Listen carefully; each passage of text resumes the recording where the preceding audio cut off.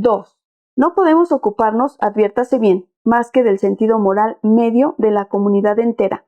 Así como ha habido siempre individuos moralmente inferiores al medio ambiente, así también siempre los ha habido superiores. Estos últimos son los que se han esforzado para llegar por su propia cuenta a la moral absoluta, es decir, según Spencer, al ideal de la conducta, realizable por una sociedad entera cuando haya compenetración perfecta de los sentimientos de un egoísmo razonable,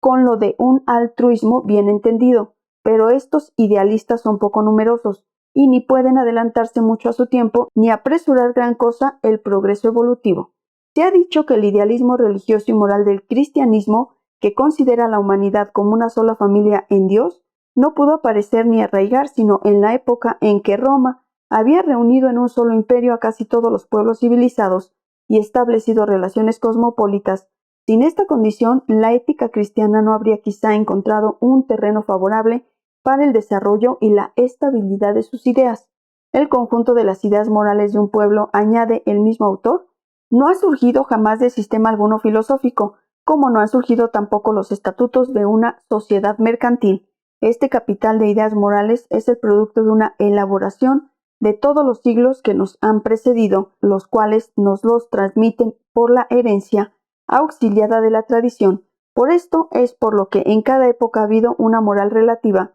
que ha consistido en la adaptación del individuo a la sociedad. Ha habido también una más relativa todavía, en cada región, en cada clase social. Esto es lo que se llama las costumbres. Desde el momento en que un individuo se ha conformado con los principios de la conducta, generalmente admitida en el pueblo, en la tribu o en la casta que pertenece, no se podrá jamás decir que ha obrado de una manera inmoral, aunque la moral absoluta pueda hacer sus reservas sobre el caso. Así, por ejemplo, la esclavitud, puesta en relación con el ideal, es una institución inmoral, por cuanto una sociedad perfecta no puede permitir que un hombre sea, contra su voluntad, instrumento pasivo de otro, pero puede solo por esto concluirse la inmoralidad de los propietarios del mundo antiguo únicamente porque poseyeran esclavos.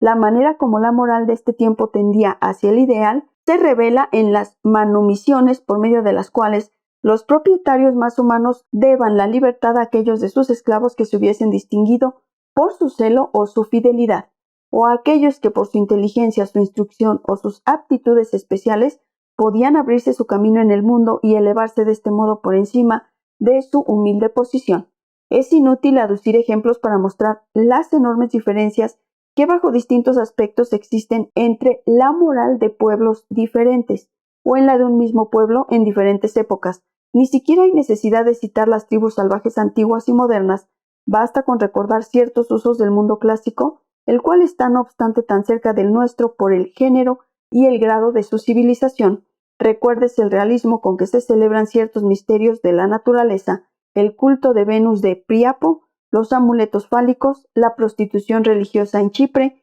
y en Lidia, la cesión de la propia mujer a un amigo, de lo cual se han visto ejemplos en Roma, el adulterio admitido por los usos de Esparta, cuando el marido no tenía aptitud para la procreación, el amor con las personas del mismo sexo, del cual hablan los escritores griegos como de cosa no solo tolerada,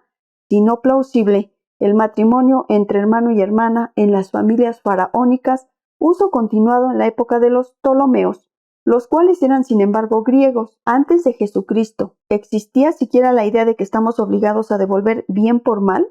¿Aún a desear el bien de nuestros enemigos? Verdad es que estos principios del Evangelio no han podido arraigarse jamás en parte alguna, a causa de la repugnancia que han encontrado en la naturaleza humana, pero no es menos cierto que dominan en la moral cristiana y que han sido practicados por un gran número de personas. Pero dejemos la historia y la geografía y coloquémonos en el punto de vista de una sociedad contemporánea. ¿Qué es lo que descubriremos desde luego? Preceptos de conducta que forman lo que se llaman los usos, los habrá comunes para todas las capas sociales y privativos de cada clase, de cada asociación, de cada círculo. Todo se haya reglamentado, desde las ceremonias más solemnes hasta la manera de saludar y de vestirse, desde las frases que hay que pronunciar en determinadas circunstancias hasta la posición que hay que adoptar y la inflexión con que deben pronunciarse ciertas palabras. Los que se rebelan contra estas reglas son calificados ora de excéntricos, ora de ignorantes,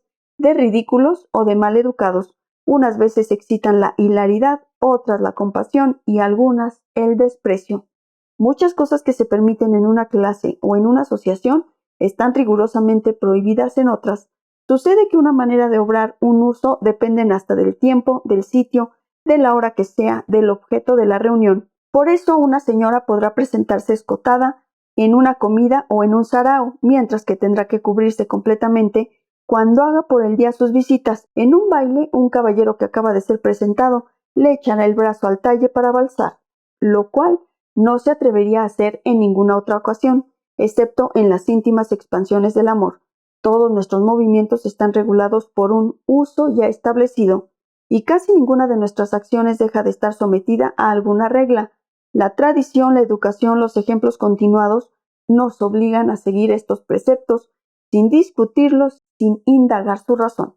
Pero por encima de todas estas clases de leyes superficiales y especiales, hay otras bastante más generales, cuya fuerza penetra en todas las clases sociales, como el rayo del sol que atraviesa todas las capas líquidas de una cantidad de agua, más de la propia suerte que éste experimenta distinta refracción según la diferente densidad del medio. Así también, estos preceptos generales experimentan considerables variaciones en cada capa de la sociedad. Estos principios son los que se llaman propiamente la moral, y en ellos el tiempo introduce sus lentas variaciones, de manera que, para encontrar verdadero contraste entre ellos, hay que acudir al recuerdo de los pueblos que nos han precedido o de aquellos otros que están muy por debajo de nosotros en punto a la civilización. Por tanto, decimos que en una misma época y en una misma nación hay principios cuyo imperio está universalmente reconocido, aun cuando no tengan la misma fuerza y la misma expansión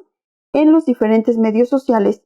Si hay algo, dice M. Bagehot, en lo cual diferencien mucho los hombres, es en la finura y delicadeza de sus instituciones morales. Sea cualquiera el modo como nos expliquemos el origen de estos sentimientos, para convencernos de ello no necesitamos hacer un viaje entre los salvajes, buscar hablar con los ingleses de la clase pobre, con nuestros criados, quedaremos muy edificados. Las clases inferiores en los países civilizados, como todas las clases en los países bárbaros, están evidentemente desprovistas de la parte más delicada de los sentimientos que nosotros designamos con el nombre de sentido moral, mas no deben abusarse por respecto a la significación del pasaje que acabamos de citar.